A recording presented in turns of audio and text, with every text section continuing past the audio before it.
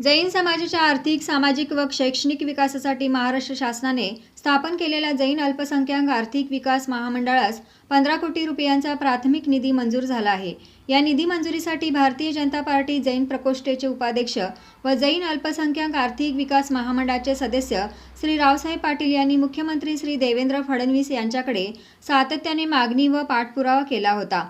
या 15 कोटीच्या निधीमुळे जैन समाजासाठी कर्ज, शिक्षण, उद्योजकता व स्वयंरोजगारासाठी संबंधित विविध योजना प्रभावीपणे राबविता येणार असून जैन समाजाच्या सर्वांगीण विकासाला नवी दिशा मिळणार आहे, असे मत श्री रावसाहेब पाटील यांनी व्यक्त केले। आज आमदार सुधीरदादा गाडगे यांची त्यांनी भेट घेऊन त्यांचे विशेष आभार मानले। यावेळी पश्चिम महाराष्ट्र विभाग प्रमुख प्रशांत गौंडाजे, कार्यकारिणी सदस्य रोहित चिवटे, शीतल चिवटे उपस्थित होते।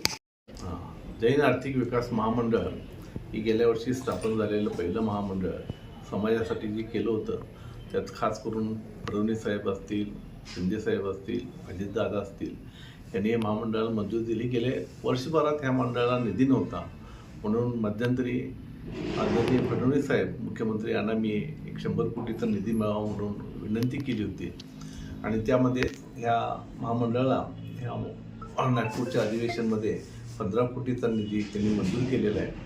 यासाठी पाठपुराव्यासाठी आदरणीय गाडगे साहेब, आदरणीय खाडे साहेब, आदरणीय खोत साहेबांना आणि तसंच देशमुख साहेब, आणखीन आमचे पडळकर साहेब यांना सुद्धा विनंती केली होती। त्यांनी सुद्धा याचा पाठपुरावा केला आणि आदरणीय मुख्यमंत्र्यांनी ह्या अधिवेशनामध्ये तात्पुरता 15 कोटीचा निधी या महामंडळाला मंजूर केला।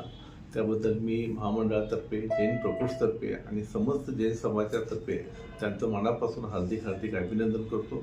हा निधी आमच्या समाजातील गोरगरीब विद्यार्थी आणि जे उद्योगधंदा करू शकतात अशा लोकांना हा निधी तात्पुरता का होईना, थोड्या प्रमाणात का होईना पण मिळेल आणि त्यांचा उद्धार होईल असं या निमित्तानं मी आश्वासित करतो।